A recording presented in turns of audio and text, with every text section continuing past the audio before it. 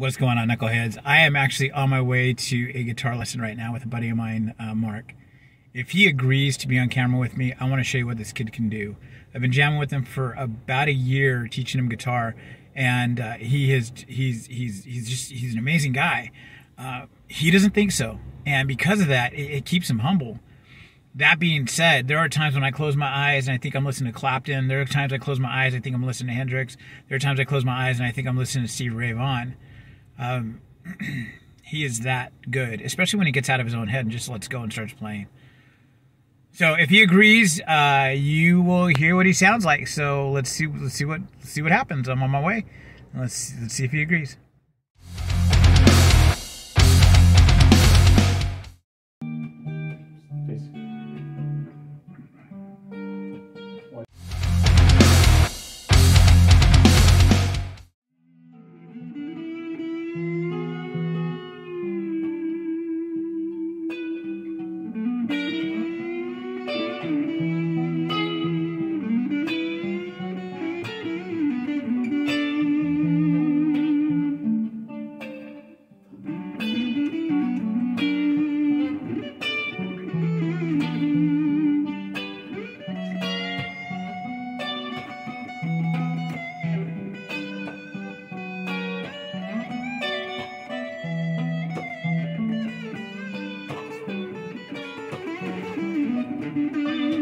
It's in G. Yeah. Here's your solo in D. B minor.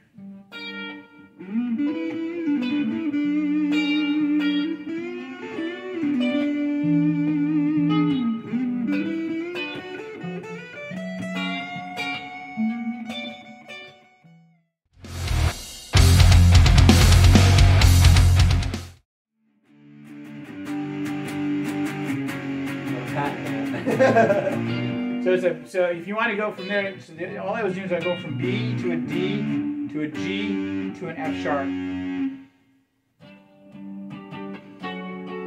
So you do what you're doing, right? And you're going to the B, like up here, to the E, G, F sharp, B, D, G or D.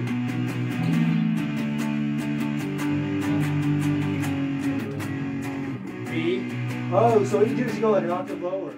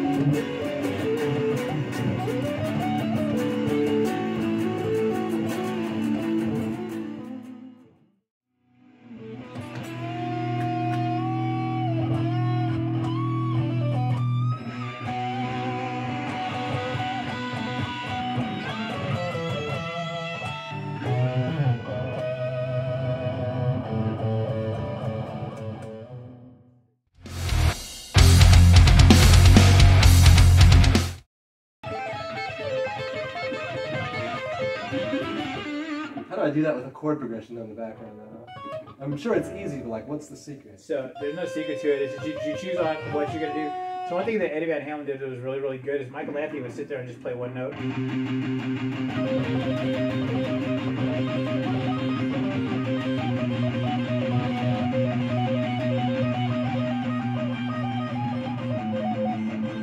So he could choose, you know, he could be like... So he was basically controlling it all. Michael Anthony was in control. So the thing was is that Eddie could do whatever he wanted, and it sounded cool because there was one note behind it. Yeah. So he could sit, Michael would be sitting there playing a C or something, and Eddie would be doing something like... Oh, I see. You know, but he was just going crazy. So are you talking about wanting to play a chord progression behind tapping? So okay, you're comfortable with B minor, right? B minor. I'm talking about B minor, the scale B minor. So I can play like a B minor progression. You can tap the B minor pentatonic. Like here, watch. Play me a B minor progression.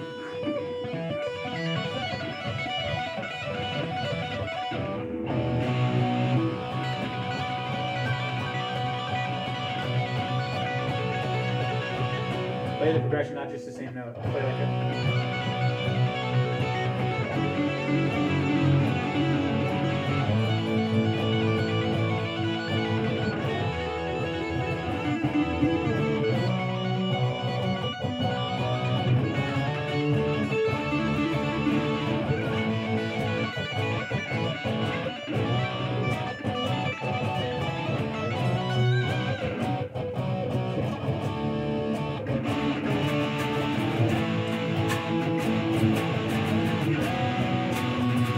Try to tap it on the B minor.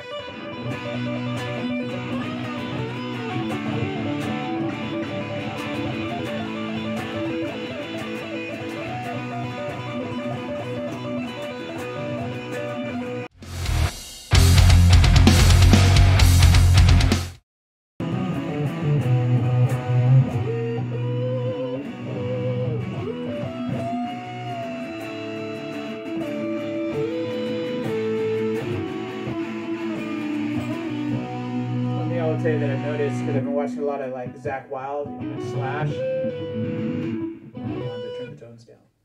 I've been watching Zakk Wylde and Slash and stuff like that.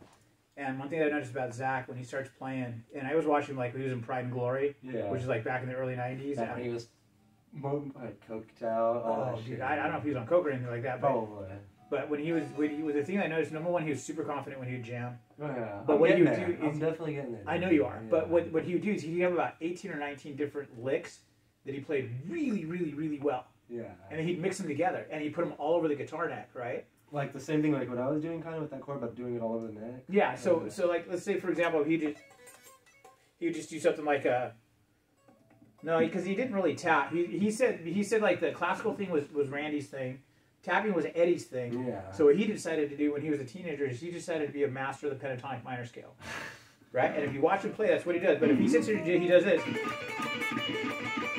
he does that really, really well. Or if he does like see,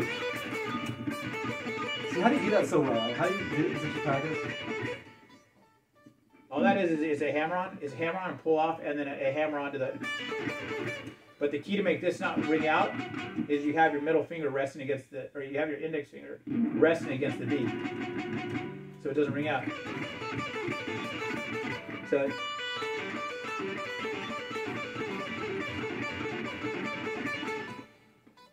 And you can do the same. Do it the opposite way.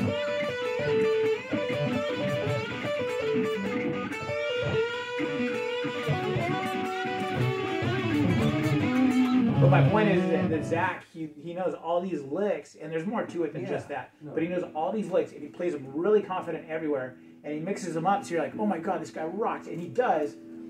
But when you watch him play, it's a lot of pentatonic minor stuff, and he's really fast, and he's super confident. Somebody else who was like that was Stevie Ray Vaughan.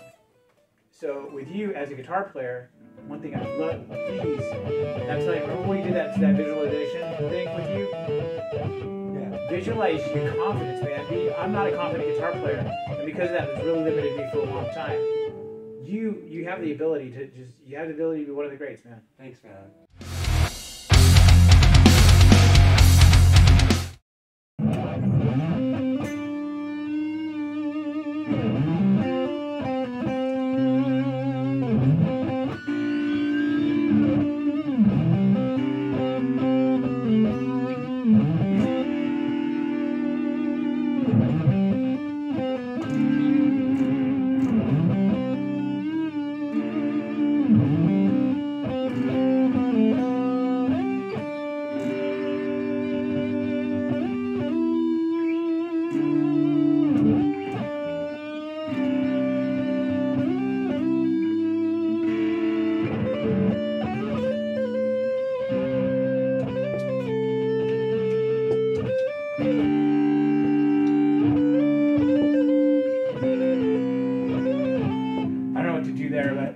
So it goes so that the root that I hit, the note that I hit there is a D,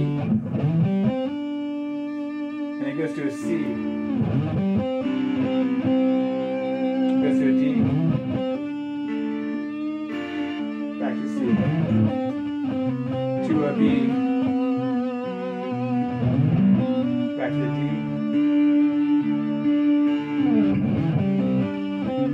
to the C.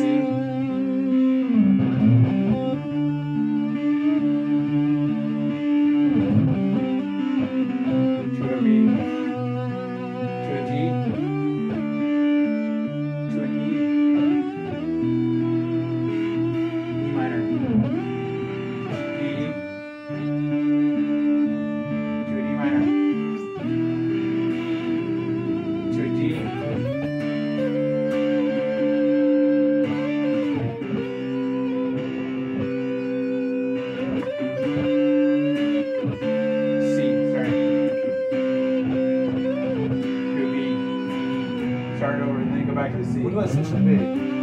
Huh? When do I switch to the B? So when I go like, that's a C, to an A minor, and back to the C, to a G,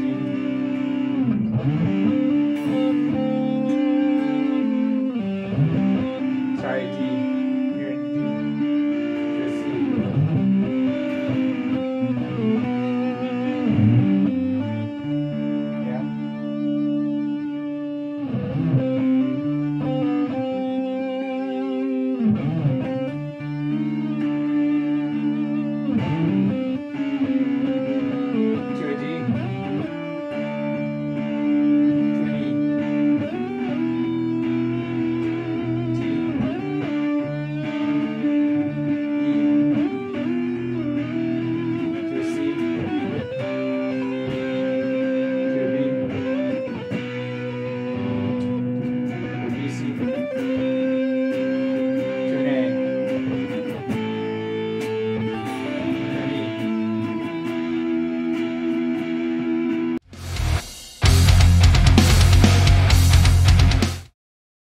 Say hello, Mark.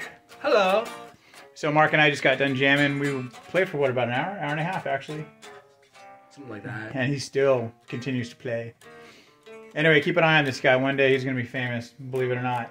I totally believe it. What he said. Yeah. So my name is Mark Kahler. His stage name might be a little bit different back there from then, but just keep an eye on him, man. He's Dirty Dan. Yeah, that's gonna. Yeah, great. Yeah. I'm gonna have a Dirty Dan for a Christian-based channel. Woohoo! Anyway. Yes. Adios. See you.